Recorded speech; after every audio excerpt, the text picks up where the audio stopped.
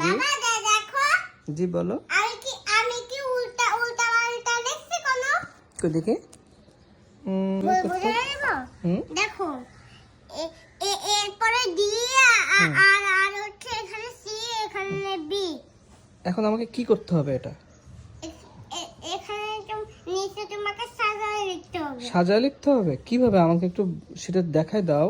আমি তো আগে কখনো পারি না এটা। দেখাই দেবো। পরীক্ষা কার, তোমার না আমার? এখন থেকে তোমার পরীক্ষা। এখন থেকে আমার পরীক্ষা? কিন্তু তোমার তো কালকে স্কুলে পরীক্ষা, তুমি প্র্যাকটিস করো, বাবা কেন প্র্যাকটিস করবে?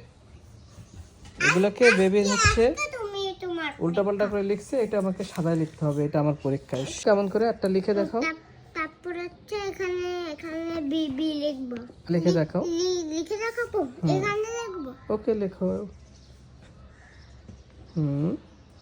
আচ্ছা আমি উল্টা পাল্টা লিখছি না। হ্যাঁ দেখো ওকে তুমি একবার শোনো।